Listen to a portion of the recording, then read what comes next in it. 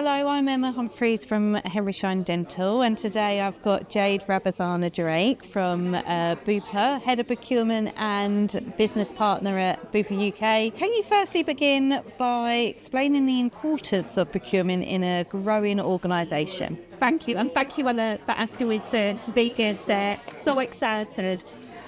So when I think about procurement, it's that act of procuring goods and services for our organisations. But ultimately, some of the foundations actually start with what we refer to as the 5 rights of procurement. So ensuring that we're sourcing those at the right price, place, quality, quantity, and time. But when we think about a strategic procurement function, which you would require in a growing organisation, such as Bupa or any of the other groups that are here today, it's actually starting to think more around category management, supplier relationship management, value-added areas of the function. So within Bupa, we've got a team of category managers that I would describe as the experts of their areas. So whether that's dental, clinical, it could be utilities, maintenance, they know that area inside out. We also have a team of supplier relationship managers, so this is where we've got our key strategic supplier partners that we need to spend more time with. We need greater levels of governance. But this is also thinking about the exciting, sexy stuff of procurement, where I would talk about risk management, sustainability, innovation. I think as well, when we talk about the importance of procurement in a growing organisation, growth comes in many different ways. So that could be not just necessarily from the physical acquisition of buying practices, but practice utilisation, or it could actually be, as you may have done, like a marketing campaign. So from a procurement point of view, we need to ensure that we've got a robust supply chain which can support that growth. And we need to be assessing our suppliers and ensuring that they can grow with us. And in some cases, we may look to make changes in support of that development. In some other areas of procurement that adds value, if we think about economies of scale, so with growth, the comes in greater volumes of purchasing that we're doing, and we're able to basically negotiate better deals as part of that. And we're able to work with our manufacturers on a direct basis as well. So it also helps our distributors. And it's starting to factor in other things outside of price, such as education and any kind of training events which they can help our staff with. In addition, I would talk about consistency. Yeah. So a massive thing that you need to start thinking about as we grow is we want to ensure that we are essentially able to provide really high quality materials, and that is consistent at no matter which location our patients walk through. I think that's super important. The other area is what we call whole life costing. And this is relevant when we're buying like capital items. Something which we all have in common in this room is probably dental chairs. And it's moving away from ad hoc purchasing, thinking about bulk buying. Yeah. But also, if you think of that like iceberg out in the sea, just above the sea level, you'll see that price of that dental chair, but what you don't necessarily see is hidden costs. So think about the spares, the consumables, any items like that, which actually you need to factor into that procurement negotiation, and you need a standard way of working, especially as you go.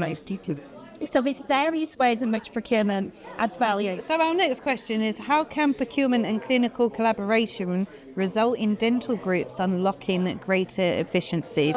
Great question, it's this. And again, something which both myself and the teams I've worked with are super passionate about. And, it all goes back when we think about procurement. It's about ensuring that we're working with the right subject matter experts. And very often, those subject matter experts will be our clinicians. Yeah. Because let's face it, they are the one that are using the materials. They are able to measure the actual success and the quality.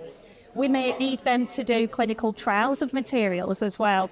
So when I think about the procurement cycle, I think this is some really couple of standout areas with this. And one is when procurement are going out, they're identifying the need, they're doing their analysis, they're defining the requirements of the business. We need that early clinical input to ensure that we are really building in the right innovation, maybe the sustainability options, things like that.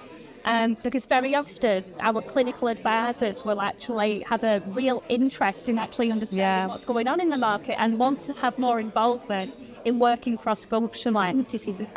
The other area which I think comes up a lot I've seen is where we have strategic partnerships in our organisations. So we all have a list of suppliers, but there's probably only a handful which we want to spend more time and attention on. And within that governance of that supplier relationship, again, we need to make sure we've got the right team members in place. It's all about keeping it fresh, keeping it alive. So I think where we've got like the clinical areas, we should have our clinical representatives as part of that team. Again, looking at the product range, is it still in keeping? Is it still in offering the best quality? Do we need to introduce any new items into the mix? And also going out and having site visits with manufacturers, understanding their facilities. There's so much value add that can help ways of working. And all of that, for me, I think massively ties into how our people feel. So not just our clinicians, but procurement colleagues alike. Because if we're able to contribute and work as one team, we're going to feel better at the end. So going back to a company's employee value proposition, it's really good to foster this way of working. So earlier you mentioned about sustainability. So how does having a sustainable business strategy benefit business? Good question. So for me, I think just putting the industry to one side, just every organisation, it's about the philosophy of where that company wishes to hang its hat when we talk about sustainability. So what I mean by that is, am I a company which wants to make sure I'm hitting the right regulation and compliance, but where I'm at in my journey, I can't really invest any further on sustainability, and that's okay? Or am I an organisation which is actually going above and beyond in this space and actually making a real change to healthcare? So I think it's really important, firstly, to make that assessment as you start to grow. We also do a lot at like our grassroots level, locally. So a good example of that is we have many of our clinicians which like to volunteer abroad, overseas, go on dentistry trips. And some of our key supplier partners have been very kind in donating free of charge materials in support of that, which, so grateful for. And again, it's just everybody kind of supporting each other on that great cause. So I think really you've got to firstly understand, right, where do I want to be on that journey?